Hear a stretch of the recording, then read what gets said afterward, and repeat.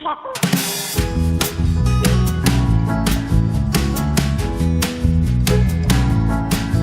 students, today we are here to discuss our chapter number 9 and the name of this chapter is Land, Soil, Water, Natural Vegetation and Wildlife Resources. Okay, so let me start our chapter. Define two kids living in very different parts of the world. देखिए दो कोई बच्चे हैं और वो अलग अलग parts में रह रहे हैं वर्ल्ड के.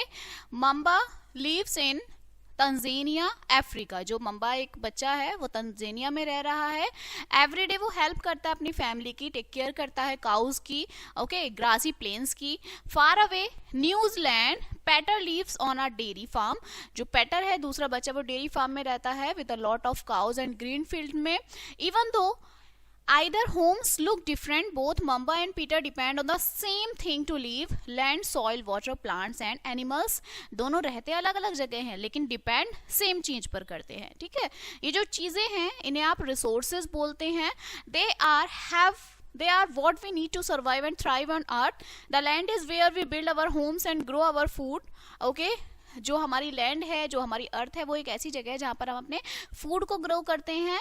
ठीक है, नेक्स्ट वन इज वाटर. हमारे जो सॉइल है वो टॉप लेयर होती है लैंड की जहां पर प्लांट ग्रो होते हैं. वाटर नेसेसरी है लिविंग थिंग्स के लिए जो रिवर लेक रिंग्स से आता है. नेचुरल वेजिटेशन में आपके प्लांट्स इंक्लूड होते हैं जो ग्रो करते हैं without being planted by humans. Wild life का मतलब है जो आपके एनिमल्स नेचर में रहते हैं. ठीक है, ये जो रिसोर्सेज हैं ये एक साथ काम करते हैं, लाइफ को सपोर्ट करते हैं. द काइंड ऑफ लैंड, जो लैंड की तरीका होता है उसमें क्वालिटी होती है, कितना पानी अवेलेबल है ये बताता है. टाइप्स ऑफ प्लांट्स एनिमल्स, कि कौन कौन से प्लांट्स और एनिमल्स इफेक्ट कर रहे हैं, जो लोग वहाँ पे रह रहे हैं उनसे कौन कौन से इफेक्ट हो रहे हैं. ये डिसाइड करता है कि कौन सा खाना जो है ग्रो हो रहा है, what kind of house they build and even what jobs they might have, उनके पास क्या जॉब है.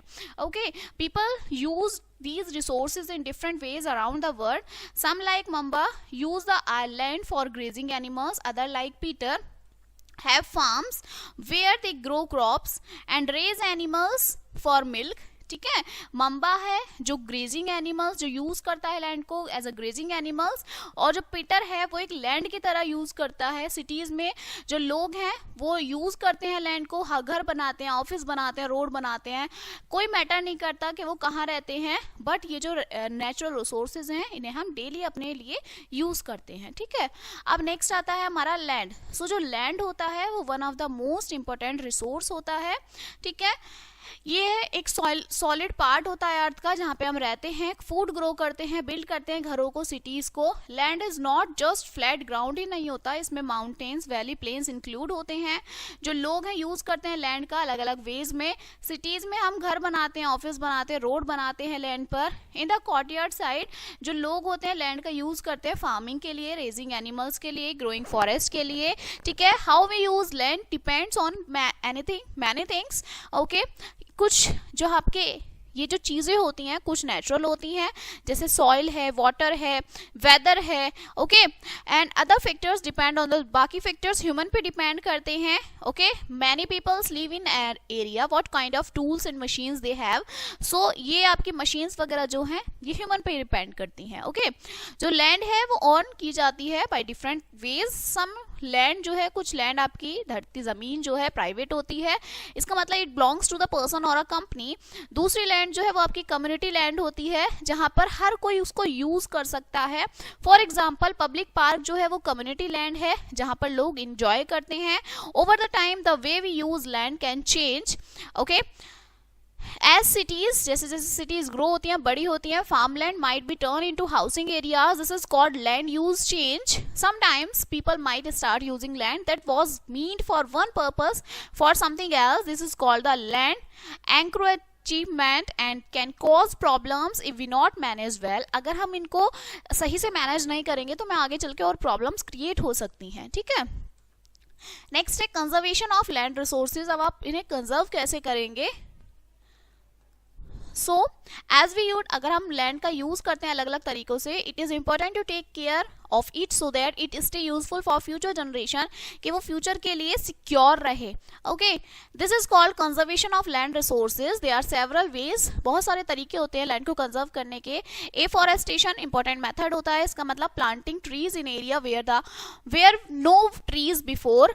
Trees helps keep soil in place, provide humans for animals and clean the air we breathe. जो पेड़ होते हैं हमारी मिट्टी में होते हैं, ओके, उन्हें एनिमल्स का घर होते हैं, फ्रेश एयर मिलती है हमें. बहुत सारी कंट्रीज में बिग प्रोजेक्ट्स होते हैं to plant more trees and increase their forest area. Land reclamation जो है अनदर वे है जिसमें कंजर्व होती है लैंड. ओके, इसमें इन्वॉल्व होते हैं making land that could not be used before into land that can be used for farming और बिल्डिंग. पहले जो डेजर्ट होते हैं वो हमारे किसी यूज के नहीं होते, बाद में वो हमारी फार्मिंग के लिए यूज होते हैं. Example, some countries have turn part of the sea into new land by building walls and pumping out the water. It is also important to be careful with how we use chemicals on land. ये भी हमारे लिए ज़रूरी है कि हम chemicals का किस तरह से यूज़ कर रहे हैं. पेस्टिसाइड्स एंड फर्टिलाइजर्स हेल्प करते हैं क्रॉप ग्रो करने के लिए, बट अगर हम यूज़ करते हैं इसे ज़्यादा तो हमारी जो सॉइल होती है, पानी होते हैं, उसको हार्म हो जाता है. बहुत सारे जो फार्मर्स हैं वो हमारे ऑर्गेनिक मेथड का यूज़ करते हैं that do not relay on harmful chemicals, जिससे जो हमारी सॉइल की फर्टिलिटी है वो ख़त्म ना हो. ठीक है. Next, overgrazing happens when too many animals eat plants in an area, leaving the land bare. To prevent this, farmers need to control how many animals graze in each area and move them around to different pastures. This gives the plants time to grow back. देखिए, अगर हम कहीं farming करते हैं तो वहाँ पर farming करते रहते तो वहाँ की फर्टिलाइजेशन खत्म हो जाती है. अगर वहाँ आपके एनिमल्स होते हैं तो उससे क्या होता है कि वो दोबारा से अपनी फर्टिलिटी गेन कर लेती है. ठीक है. नेक्स्ट वन आता है सॉइल. सो जो सॉइल है थिन लेयर होती है मटेरियल की जो कवर करती है मच अर्थ के लैंड को. ठीक है. ये एक ब्लैंकेट होती है over the ground and it's where plant grow their roots. जहाँ पे जो प्लांट्स हैं वो अपनी रूट्स को ग्रो करते हैं. सॉइल इंपॉर्टेंट होती है क्योंकि ये हमें न्यूट्रिएंट्स देती है, water to plants which then feed animals and humans. Soil does not appear overnight. It takes a very long time to form. ये रात में सॉइल तैयार नहीं होती, इसे काफी टाइम लगता है तैयार होने के लिए. Many things work together to create soil. Parent rock is a rock underneath that breaks down to start forming soil. जो पेरेंट रॉक होती है वो आपका वो पत्थर होता है जो है टूट जाता है फॉर्मिंग सॉइल में. क्लाइमेट में इंक्लूड होते हैं टेम्परेचर रेंज जो अफेक्ट करते हैं how quickly rocks break down. Living things जैसे प्लांट्स, एनिमल्स और टाइनी माइक्रो ऑर्गेनिज्म होते हैं सॉइल में, हेल्प करते हैं ब्रेक डाउन के लिए मटेरियल को. जो शेप होती है लैंड की अफेक्ट करती है how water moves through the soil and the time is crucial. It can take 100 or 1000 of years to form just few centimeters of soil. Okay.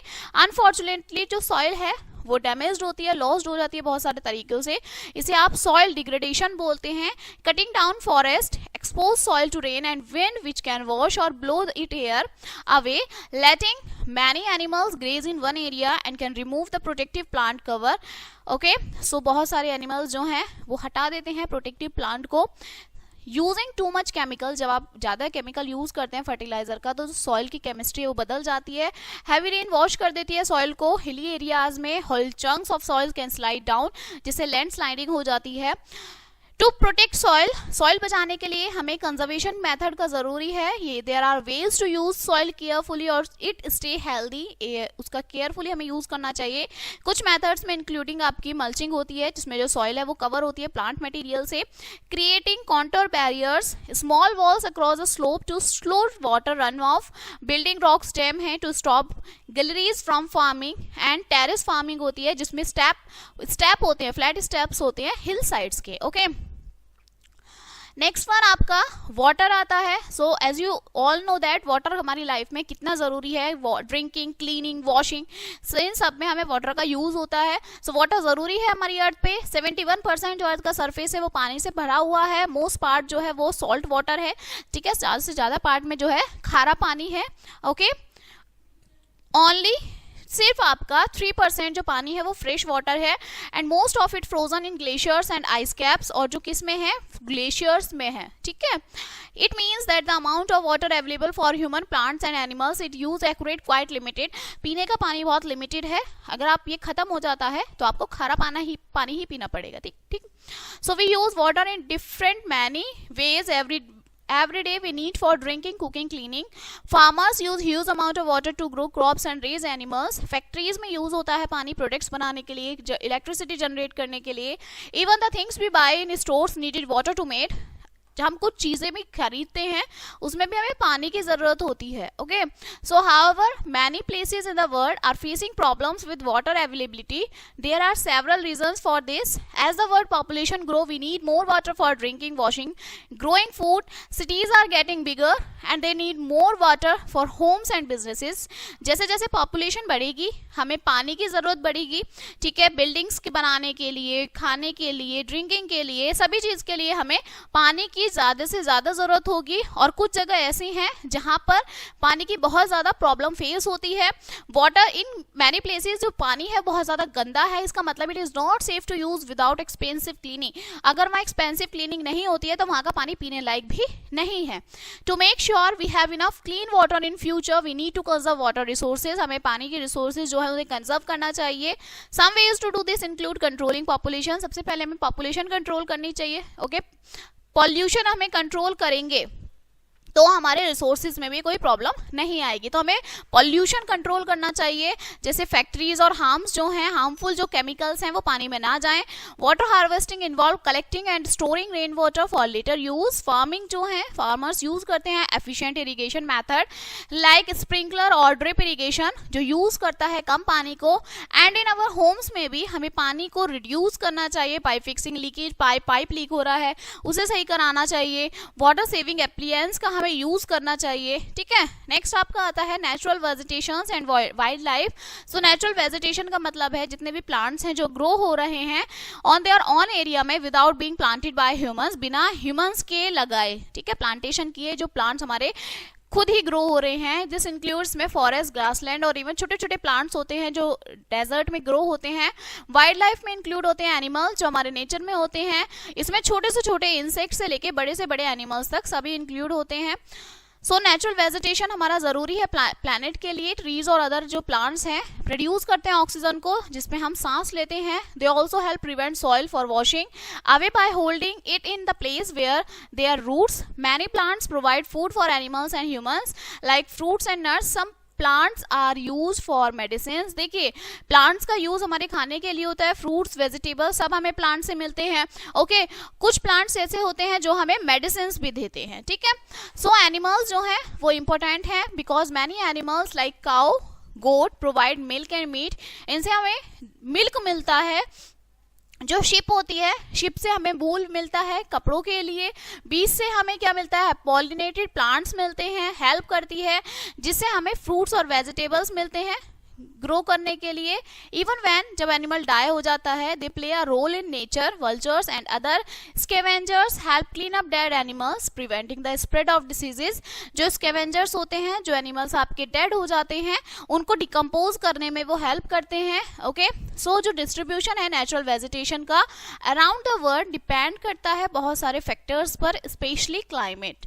सो यहाँ these are some main types. Okay, तो सबसे पहले आपका आता है forest. सो ऐसा area जहाँ पे बहुत सारे ट्रीज होते हैं. They can be tropical rain forest, deciduous rain forest, okay, and coniferous forest. तो ये फॉरेस्ट जहाँ आपके अलग अलग तरीके के हैं, ट्रॉपिकल, डेसिडियस और कॉनिफेरियस. ठीक है, सेकंड आपका आता है ग्रासलैंड. सो जो एरिया आपका कवर्ड होता है ग्रास से विथ फ्यू ट्रीज, मोस्टली आपका जो एरिया घास से ढका हुआ होता है वो ग्रासलैंड होता है. आपके नेक्स्ट वन आता है स्क्रब्स. सो एरिया जिसमें छोटे छोटे वुडी प्लांट्स होते हैं अडेप्टेड टू ड्राई कंडीशंस में. ओके, फोर्थ वन है तुंद्रा. सो जो कोल्ड एरियाज होता है जिसमें लो ग्रोइंग प्लांट्स होते हैं उसे आप तुंद्रा बोलते हैं. ओके, अनफॉर्चुनेटली जो नेचुरल वेजिटेशन और जो वाइल्ड लाइफ है उसमें बहुत सारे थ्रेट्स होते हैं. ओके, डिफॉरेस्टेशन में कटिंग की जाती है फॉरेस्ट की, बिग प्रॉब्लम है बहुत सारे पार्ट्स में वर्ल्ड के. एज सिटी जैसे जैसे ग्रो होती है सो जो नेचुरल एरियाज हैं वो उसमें बिल्डिंग्स बनने लगती हैं, रोड्स बनने लगती हैं. ठीक है, सो जो पॉल्यूशन होता है वो दोनों को ही हार्म करता है, प्लांट्स को भी और एनिमल्स को भी. So climate change is causing some plants and animals to struggle in their traditional habitat and some animals are hunted illegally often for valuable body parts like ivory. देखिए क्या होता है, हमारे प्लांट्स तो काटे ही जाते हैं, लेकिन कुछ एनिमल्स को भी मारा जाता है ताकि उनकी स्किन से यूज कर सके वो अपने लिए, ठीक है। सो हमें इन्हें ऐसा नहीं करना चाहिए। Next one is conservation of natural vegetation and wildlife. अब आप इनको कंजर्व कैसे करेंगे? So to protect natural vegetation and wildlife many countries have set up special protected areas. बहुत सारी कंट्रीज ने जो है आपका एक, जिसे आप कह सकते हैं कि एक संस्था चलाई हुई है जिससे आप इन्हें कंजर्व कर सकते हैं। ओके, सो जो आपके नेशनल पार्क हैं आर लार्ज एरियाज होते हैं land protected by the government where people can visit but not live or use the resources। जो आपके बड़े बड़े नेशनल पार्क्स होते हैं उसमें हमारे एनिमल्स होते हैं, प्लांट्स होते हैं, आप वहाँ जा तो सकते हैं लेकिन वहाँ के रिसोर्सेज को आप छेड़ नहीं सकते, टच नहीं कर सकते। ओके, ये जो पार्क्स होते हैं हेल्प करते हैं प्रोटेक्ट करने में आपके इकोसिस्टम को, जिसमें प्लांट्स, एनिमल्स होते हैं, लैंड होती है जहां पर आप रहते हैं। For example Yellowstone national park है आपका यूनाइटेड स्टेट में, जो प्रोटेक्ट करता है आपके गीजर्स, फॉरेस्ट, एनिमल्स और बियर्स और वॉल्स को। वाइल्ड लाइफ सेंचुरीज आपके एरिया होता है जहां पर जो एनिमल्स हैं उन्हें प्रोटेक्ट किया जाता है and hunting is not allowed. वहां पे हंटिंग अलाउ नहीं होती, आप आइए, एनिमल्स देखिए और चले जाइए, ठीक है। ये जो प्लेसेस हैं फोकस करते हैं ऑन प्रोटेक्टिंग स्पेसिफिक एनिमल्स पर और हैबिटेट्स पर। फॉर इंस्टेंसेस जो गिर फॉरेस्ट है इंडिया में वो आपका सेंचुरी है एशियाटिक लायंस के लिए। ओके, बायोस्फीयर रिजर्व्स एक ऐसा एरिया है जो प्रोटेक्ट करता है नॉट जस्ट सिर्फ प्लांट्स और एनिमल्स को नहीं, सिर्फ ये ट्रेडिशनल वेज को भी, लाइफ के लोगों की ट्रेडिशनल वेज को भी आप प्रोटेक्ट करता है। They try to find a balance between conservation and sustainable use of natural resources. Sundarbans है इंडिया में, बांग्लादेश जो है फेमस बायोस्फीयर रिजर्व है जो प्रोटेक्ट करता है मैनग्रोव फॉरेस्ट को और बंगाल टाइगर्स को, ठीक है। कंजर्वेशन एफर्ट्स करता है all focus on protecting specific habitats like wetlands, mangrove forest and coral reefs. These are especially important because ये support करता है a wide variety of plants and animals को। बहुत सारी countries में have laws to protect endangered species। वहाँ पे जो आपकी species हैं वो danger में है, endangered species में आ रही हैं। There are also international आपके agreements भी होते हैं just like CITES, Convention on International Trade in Engaged endangered species, जो ट्राई करते हैं कि वो रोक सके इलीगल ट्रेड्स को of endangered plants and animals. जो आपके प्लांट्स एनिमल्स खतरे में हैं वो उस चीज को रोक सकें, ठीक है। हर कोई, everyone can help conserve natural vegetation and wildlife. हर किसी को जो है हेल्प करनी चाहिए इन्हें कंजर्व करने में। We can plant trees, avoid using products that harm the environment. हमें प्लांट्स ग्रो करने चाहिए, वो ऐसी चीजों से ग्रो करने चाहिए ताकि हमारी सॉइल जो है उसको कोई दिक्कत ना हो, उसकी फर्टिलिटी खत्म ना हो। And learn more about the plants and animals in a local area. By protecting nature we are not just helping plants and animals. हम जब प्रोटेक्ट करेंगे प्लांट्स को, एनिमल्स को, तो सिर्फ हम उनकी हेल्प ही नहीं करेंगे, नेचर की ही हेल्प नहीं करेंगे, we are also protecting our own future on this planet. हम अपने फ्यूचर को भी सिक्योर करेंगे, ठीक है। So this chapter is finished now. Clear? Let us see the brush up of this chapter. जो लैंड है use depend on both natural factors and human activities. Land दोनों पर डिपेंड करती है, नेचुरल फैक्टर्स पर भी और आपकी ह्यूमन एक्टिविटीज पर भी। Clear? Next one is soil reform slowly and need protection from erosion and overuse. जो सॉइल है वो स्लोली रिफॉर्म्स होती है और प्रोटेक्शन होती है इरोजन और ओवरयूज की। वाटर कंजर्वेशन क्रूशियल है, ठीक है, due to limited fresh water avail, क्योंकि वहां पर जो पानी है वो भी सिर्फ 3% ही है जिसे आप पी सकते हैं। नेचुरल वेजिटेशन और वाइल्ड लाइफ जो है जरूरी है अर्थ के इकोसिस्टम के लिए। और जो कंजर्वेशन है एफर्ट्स, वो प्रोटेक्ट करते हैं रिसोर्सेज को फॉर फ्यूचर जनरेशन के लिए, ठीक है, ताकि फ्यूचर में ये चीजें हम कंजर्व कर सकें। Okay, so this chapter is finished now and we will meet on the next chapter. So thank you.